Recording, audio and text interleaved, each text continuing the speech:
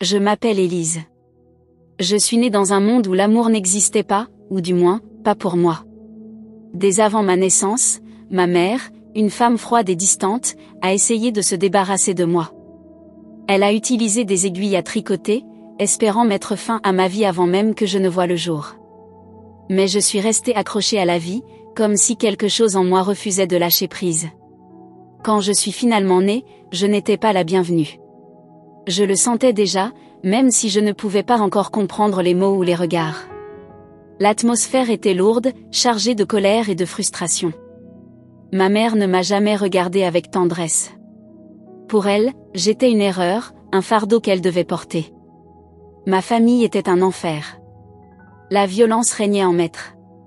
Mon père, un homme dur et imprévisible, se battait souvent avec mes frères aînés. Je me souviens d'une scène qui m'a marquée à jamais. J'avais à peine 2 ans et demi, et j'ai assisté à une dispute violente entre mon père et 2 de mes frères. Les cris, les coups, les objets qui volaient, c'était comme un cauchemar éveillé. Je me suis retrouvée dans mon lit à barreaux, tremblante et en larmes. Mes pleurs agaçaient ma mère. Elle est entrée dans la chambre, m'a crié dessus pour que je me taise, et j'ai dû étouffer mes sanglots dans mon oreiller. Le lendemain, quelque chose a cloché.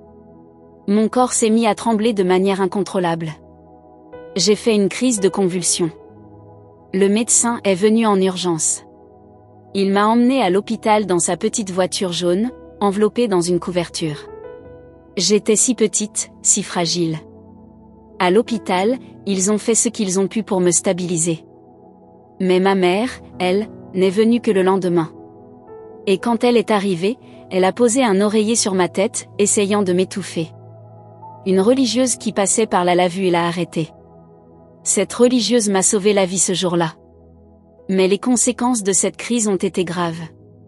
J'ai développé une bronchopneumonie suraiguë, et après ma guérison, ma main gauche ne fonctionnait plus comme avant. Puis, un jour, ma main est redevenue normale, mais c'est mon langage qui a tout pris. J'ai commencé à bégayer. Ce bégaiement est devenu une marque, une étiquette que ma mère a utilisée pour me rejeter encore plus. À la maison, j'étais la fille de Satan. C'est comme ça qu'on m'appelait. Le bégaiement n'était pas un handicap physique, mais pour ma famille, c'était une malédiction. Ma mère me traitait comme si j'étais une honte, tout en faisant bonne figure devant les autres. Mes 13 frères et sœurs ne savaient rien de ce qui se passait vraiment. Ils ne voyaient que la façade, la mère qui semblait aimante et attentionnée en public. Mais en privé, c'était une autre histoire. Je n'avais droit à rien. Pas de sport, pas de colonie de vacances, même pas les activités gratuites pour les enfants. J'étais trop maigre, trop différente, trop anormale. Ma mère passait son temps à m'ignorer, à me donner des tâches ménagères dès mon plus jeune âge. À 6 ans, je cirais les parquets et lavais les carreaux. À 7 ans, je repassais les vêtements de mes frères. J'aurais presque préféré être à leur place, même s'ils se faisaient battre. Au moins, eux, ils existaient aux yeux de mes parents. Moi, j'étais invisible, sauf quand on avait besoin de quelqu'un pour faire le sale boulot. Chaque fois que j'avais un amoureux, ma mère trouvait un moyen de le faire fuir. Elle leur disait que sortir avec une bègue serait une honte pour eux, qu'ils seraient la risée de leur famille et de leurs amis. Elle détruisait systématiquement toute chance que j'avais d'être aimée. Je me souviens d'un garçon, Thomas. Il était doux et attentionné. Il ne semblait pas gêné par mon bégaiement. Mais ma mère l'a convoqué dans la cuisine un jour et lui a dit « Tu veux vraiment t'afficher avec une bègue ? Tu crois que tes amis vont te respecter ?» Thomas n'est jamais revenu. Ce genre de scène s'est répété encore et encore. J'ai fini par croire que je ne méritais pas d'être aimée, que j'étais vraiment une erreur, comme ma mère le disait si souvent. L'ignorance et la violence verbale étaient mes seules relations avec mes parents. Mon père ne me parlait presque jamais, sauf pour me donner des ordres ou me critiquer. Ma mère, elle, passait son temps à me rabaisser, à me rappeler que j'étais un fardeau, que je ne serais jamais normale. Je vivais dans la peur constante de décevoir, de provoquer une nouvelle colère. Je me suis repliée sur moi-même, cherchant refuge dans mon imagination, dans les rares moments de calme où je pouvais m'échapper mentalement de cet enfer. Pourtant, malgré tout, il y avait une petite voix en moi qui refusait de se taire. Une voix qui murmurait « Tu mérites mieux. Tu mérites d'être aimé. Je ne savais pas encore d'où venait cette voix, mais elle m'a permis de tenir, de continuer à avancer, même quand tout semblait perdu.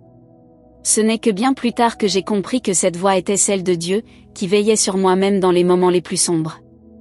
Mais à l'époque, je ne le savais pas encore. Je ne savais pas que quelqu'un m'aimait vraiment, que quelqu'un se souciait de moi. Je ne savais pas que j'avais un père qui ne me rejetterait jamais. Mon bégaiement n'était pas qu'un obstacle à ma parole. C'était une prison. Chaque syllabe coincée dans ma gorge devenait une preuve supplémentaire de ma différence, un défaut que ma mère brandissait comme une arme. À l'école, les autres enfants me montraient du doigt. Ils imitaient mes mots trébuchants, riant quand je rougissais de honte. Les professeurs, bienveillants au début, finissaient par détourner le regard, impuissants face à mon combat silencieux. Je n'étais pas Élise pour eux. J'étais la bègue, la normale, celle qui faisait sourciller les adultes et amuser les cruels. À la maison, le surnom « fille de Satan » collait à ma peau comme une seconde identité. Ma mère ne m'appelait jamais par mon prénom. Elle inventait des surnoms plus humiliants les uns que les autres, démon, raté, casse-pied. Elle savait exactement où frapper.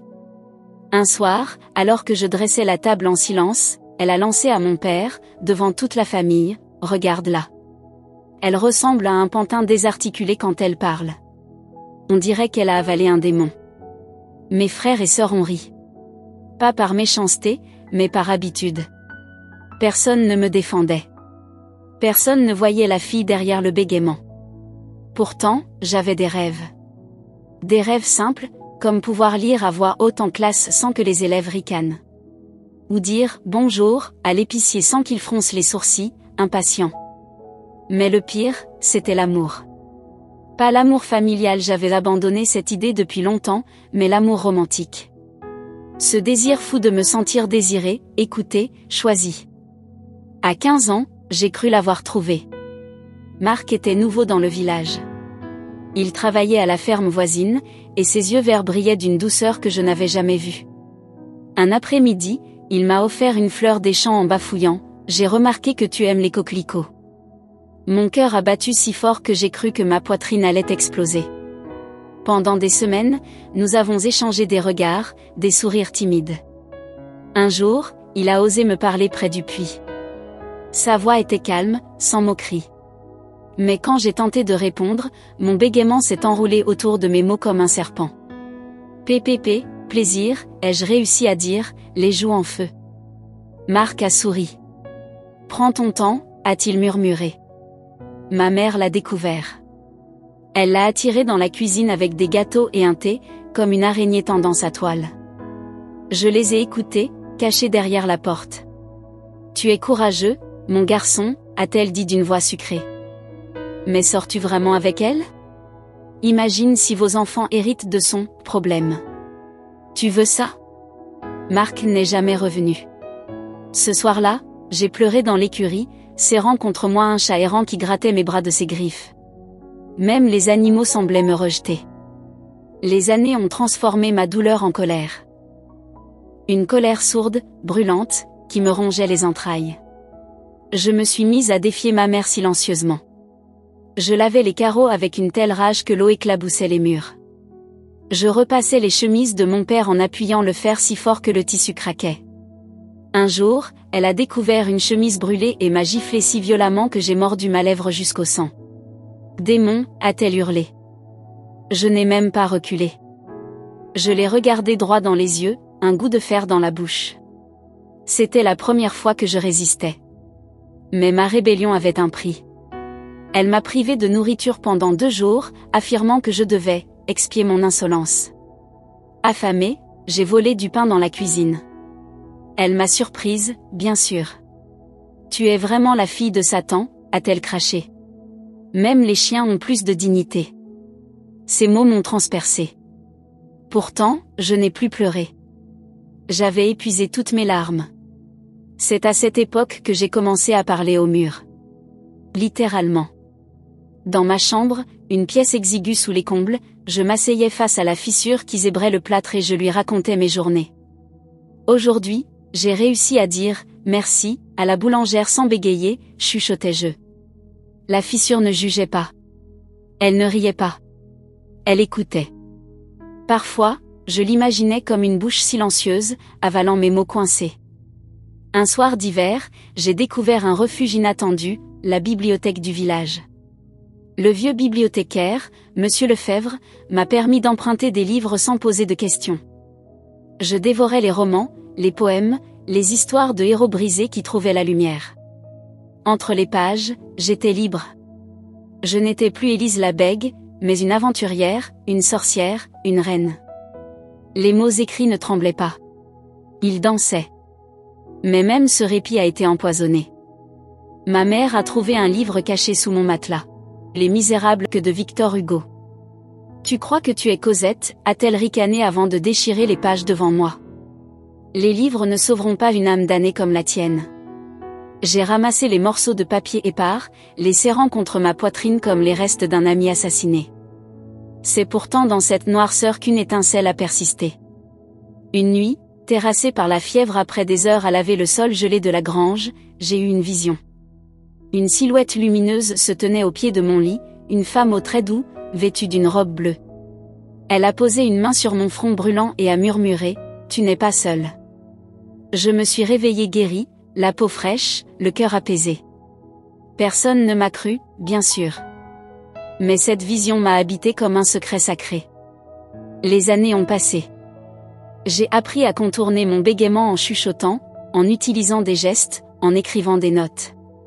Mais chaque tentative de connexion avec le monde extérieur était sabotée.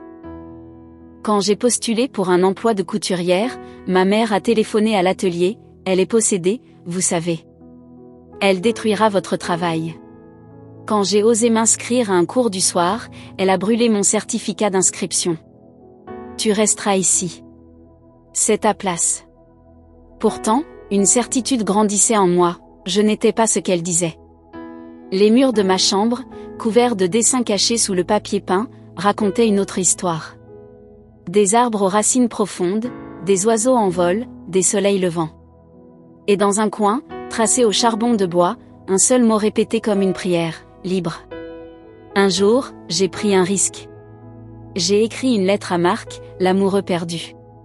Des pages entières pour expliquer mon silence, ma peur, mon espoir. Je l'ai glissé sous sa porte, le cœur battant. La réponse est venue une semaine plus tard, pliée dans une enveloppe crème. Élise, ta mère m'a tout raconté. Reste loin de moi. J'ai brûlé la lettre dans la cheminée, regardant les flammes lécher mes illusions. Mais cette fois, quelque chose était différent. Au lieu de m'effondrer, je me suis sentie, en colère. Une colère propre, puissante, qui n'avait rien à voir avec la haine de ma mère. C'était ma colère. Et elle m'appartenait. Je me suis mise à marcher.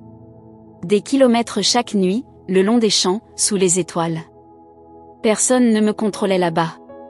Le vent emportait mon bégaiement, et mes pas cadencés scandaient une vérité, je suis. Je suis. Je suis. Un soir, près du ruisseau où j'avais autrefois envisagé de mourir, j'ai crié. Pas un cri de désespoir, mais un rugissement. Un son rauque, sauvage, qui a fait fuir les oiseaux. Et pour la première fois, ma voix n'a pas tremblé. C'est dans ces moments de rébellion silencieuse que j'ai compris une chose, ma mère pouvait briser mon corps, voler mes mots, empoisonner mes rêves. Mais elle ne posséderait jamais mon âme. Une étincelle s'était allumée. Et rien, pas même l'enfer de ma famille, ne pourrait l'éteindre. La dernière goutte a débordé le jour où ma mère a décidé que j'étais responsable de tous ces malheurs. J'avais 30 ans, mais je vivais encore sous son toit, prisonnière d'une routine de servitude et de mépris. Elle avait consulté une voyante, une femme aux yeux perçants qui lisait l'avenir dans des cartes usées. Tant qu'elle sera ici, l'homme d'en bas ne vous aimera jamais, avait-elle prédit à ma mère, faisant référence aux voisins célibataires dont elle convoitait l'attention. Ces mots ont scellé mon sort. Ce matin-là, elle m'a convoqué dans le salon, un endroit interdit d'accès sauf pour les réprimandes solennelles. Mes frères et sœurs étaient alignés comme un jury, leurs visages fermés. Personne ne me regardait. Ma mère, droite dans sa robe noire, a déclaré d'une voix théâtrale, « Tu pars aujourd'hui. Tu as semé le chaos dans cette maison assez longtemps. J'ai tenté de protester, mais mon bégaiement s'est enroulé autour de mes mots comme un étau. PPP. Pourquoi, ai-je bégayé? Elle a levé la main pour me faire taire. Ne mens pas. Tout le village sait que tu as ensorcelé cette famille. Même tes frères le voient. Je me suis tournée vers eux, cherchant un regard complice, une once de pitié. Rien. Juste des yeux qui fuyaient les miens. L'un d'eux, Julien, le plus jeune, a murmuré « Désolé, Élise ». Mais il n'a pas bougé. Ma mère a jeté un sac en toile à mes pieds. Prends ça et disparais. Si tu reviens, j'appelle la police. Le sac contenait 2 robes trouées, une brosse à cheveux édentée, et une photo jaunie de moi à 5 ans, la seule preuve que j'avais un jour été un enfant. Pas d'argent. Pas de nourriture. Rien de ce qui aurait pu m'aider à survivre. Je suis partie sous la pluie battante, mes pieds nus glissant dans la boue du chemin. Je n'avais même pas de chaussures. La première nuit, j'ai dormi sous un pont, serrant le sac contre moi comme un bouclier. Le froid m'a réveillée à l'aube, mes articulations raides, mes lèvres gercées. J'ai mendié un morceau de pain à la boulangerie, mais la propriétaire m'a chassée en hurlant « Va-t'en, sorcière !» Mon bégaiement m'empêchait de plaider ma cause. Les jours suivants ont été un cauchemar. Je volais des pommes dans les jardins, buvais l'eau des fontaines, et me cachais dans les granges pour échapper aux regards méfiants. Un soir, un homme ivre m'a traîné dans une ruelle. Ses mains puantes sur ma peau, sa respiration alcoolisée. J'ai réussi à m'échapper en le mordant jusqu'au sang. Je me suis enfuie en courant, mon cœur battant si fort que j'ai cru qu'il exploserait. C'est dans cet état de détresse que j'ai trouvé refuge dans une église abandonnée en périphérie du village. Les vitraux brisés laissaient entrer la lune, dessinant des fantômes de lumière sur les bancs poussiéreux. Je me suis effondrée devant l'autel, sanglotant des larmes brûlantes. Pourquoi? Pourquoi personne ne m'aime, ai-je crié, ma voix brisée résonnant sous les voûtes. Et c'est là que ça s'est produit. Une chaleur soudaine m'a enveloppée, comme si quelqu'un avait enroulé une couverture autour de mes épaules. Un silence profond a remplacé le vacarme de ma panique. Puis, une voix pas celle de ma mère, ni la mienne a murmuré dans mon esprit, « Je t'aime. Tu n'es plus seule. » J'ai levé les yeux, m'attendant à voir une hallucination. Rien. Juste la croix au-dessus de l'autel, rouillée mais intacte. Les jours suivants, je suis revenue chaque nuit dans cette église. Je parlais à Dieu comme on parle à un ami invisible. Je lui racontais ma souffrance, ma colère, ma peur. Et peu à peu, une paix étrange a commencé à germer en moi. Un matin, en me réveillant sur le banc dur, j'ai trouvé un pain frais et une bouteille d'eau à mes côtés. Personne n'était entré.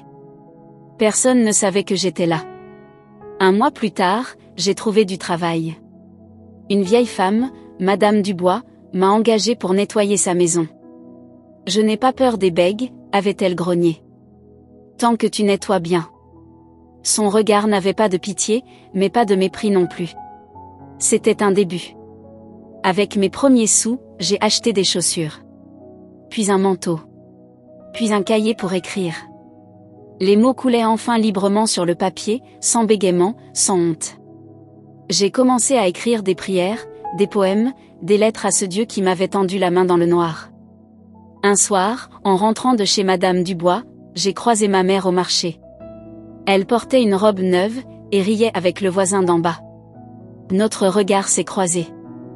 Son sourire s'est éteint. Elle a détourné les yeux, comme si j'étais un fantôme. Je suis restée figée, attendant une réaction, une insulte, une menace, un geste. Rien. Elle m'a traité comme un vide, une tache effacée. Cette nuit-là, dans l'église, j'ai pleuré de rage. Pourquoi elle ne m'aime pas? Pourquoi personne ne m'a jamais aimé, ai-je hurlé. La voix a répondu, douce mais ferme, je t'aime. Mon amour suffit. Peu à peu, j'ai appris à croire ces mots.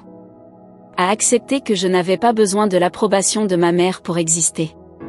Que ma valeur ne dépendait pas de mes mots, de mes silences, ou des cicatrices qu'elle m'avait infligées. 1 an après mon expulsion, j'ai trouvé le courage de pousser la porte d'une petite église en ville. Le prêtre, un homme aux yeux ridés de bonté, m'a accueilli sans poser de questions. J'ai appris à prier à voix haute, malgré mon bégaiement. Les premières fois, les fidèles se retournaient, curieux. Mais le prêtre a posé une main sur mon épaule. Parle, ma fille. Dieu écoute ton cœur, pas ta voix. Aujourd'hui, quand je marche dans la rue, je ne baisse plus les yeux. Quand quelqu'un rit de mon bégaiement, je souris. Je sais ce qu'ils ignorent, je suis aimée. Le temps a passé, mais les cicatrices restent. Elles ne font plus mal. Elles racontent une histoire. La mienne. Aujourd'hui, je vis dans une petite maison près de l'église, offerte par la paroisse en échange de mon aide aux sans-abri. Les murs sont peints en blanc, et sur chaque fenêtre, j'ai accroché des vitraux de récupération des morceaux de verre colorés assemblés en mosaïque. Quand le soleil traverse ces éclats de rouge, de bleu, d'or, il dessine sur le sol des lumières qui dansent comme des prières silencieuses. Je n'ai plus besoin de mendier. Je gagne ma vie en cousant des vêtements pour les enfants pauvres. Mes doigts, autrefois meurtris par les tâches ménagères, dansent maintenant sur le tissu. J'ai appris à broder des motifs des colombes, des étoiles, des fleurs sauvages. Chaque point est une offrande. Les mères du village viennent me voir en secret, car certaines ont encore peur de ma réputation de « fille de Satan ». Mais leurs enfants, eux, m'apportent des dessins pour que je les transforme en poches de robe ou en patch sur des vestes. Un garçon de 8 ans m'a un jour tendu un croquis de chaton, pour que les trous de mes chaussettes soient jolis, a-t-il dit. J'ai pleuré en cousant ce chaton. L'église est devenue mon refuge quotidien. Le père Mathieu, le prêtre aux yeux sages, m'a appris à lire les Écritures. Je ne bégayais plus quand je lis à voix haute. Les mots coulent, lents mais sûrs, comme si chaque syllabe était portée par une force plus grande que moi. Un matin, une fillette m'a interrompu pendant la messe. « Pourquoi ta voix danse comme ça ?» J'ai souri. Parce qu'elle est libre maintenant. Pourtant, le passé n'est jamais loin. Un après-midi, alors que je triais des vêtements donnés à la paroisse, une silhouette familière a franchi la porte. Julien, mon plus jeune frère. Il avait vieilli, son visage creusé par la fatigue. Il portait une chemise déchirée et des bottes couvertes de boue. Nous sommes restés immobiles un long moment, séparés par des années de silence. « Élise » a-t-il finalement murmuré. Son regard fuyait le mien. « Maman est morte. » Le sol ne s'est pas dérobé. Je n'ai pas pleuré. J'ai simplement posé la pile de vêtements sur un banc et lui étendu une tasse de thé. Nous nous sommes assis sur les marches de l'église. Il m'a raconté la fin de ma mère, un cancer rapide, une agonie pleine de rage. Elle a refusé de mentionner ton nom jusqu'au bout, a-t-il dit. Puis il a sorti une enveloppe jaunie de sa poche. Mais elle a gardé ça. À l'intérieur, il y avait la photo de moi à 5 ans, celle qu'elle avait jetée dans le sac le jour de mon expulsion. Au dos, une écriture tremblée, « Pardonne-moi ». 3 mots. 3 mots qui ont mis 20 ans à arriver. Je n'ai pas su quoi répondre. Julien est reparti après avoir refusé l'argent que je voulais lui donner. « Garde-le », a-t-il dit. « Tu en as plus besoin que moi. » Mais en partant, il a posé une main sur mon épaule. Un geste minuscule. Un pont fragile. Le soir même, j'ai brûlé la photo dans le jardin. Les flammes ont léché le visage de cette petite fille que j'avais été, puis l'ont réduite en cendres. Je n'avais pas besoin de preuves matérielles pour me souvenir. Ma liberté valait plus qu'un pardon arraché par la mort. Les saisons ont tourné. Un printemps, une femme est venue me voir. Elle s'appelait Clara, une jeune mère célibataire chassée par son mari. Elle bégayait, elle aussi. Les gens disent que vous comprenez, a-t-elle chuchoté, son bébé endormi contre sa poitrine. Je l'ai prise sous mon aile. Elle vit maintenant dans la chambre d'amis, et nous cousons ensemble le soir. Quand son bégaiement la bloque, je lui tends une aiguille ou un crayon. Parle avec tes mains si ta voix se fatigue, je lui dis. Un jour, Clara m'a demandé, comment as-tu fait pour ne pas devenir amère ? J'ai réfléchi longtemps avant de répondre. En apprenant à donner ce qu'on m'a refusé. L'été dernier, j'ai organisé une fête dans le jardin de l'église. Les sans-abri, les mères seules, les enfants des rues, tous étaient invités. Nous avons mangé du pain frais, chanté des hymnes, et dansé sous les étoiles. Un homme ivre, celui-là même qui m'avait attaqué des années plus tôt, s'est approché. Il titubait, l'odeur de l'alcool flottant autour de lui. J'ai vu Clara se raidir, mais je lui ai pris la main.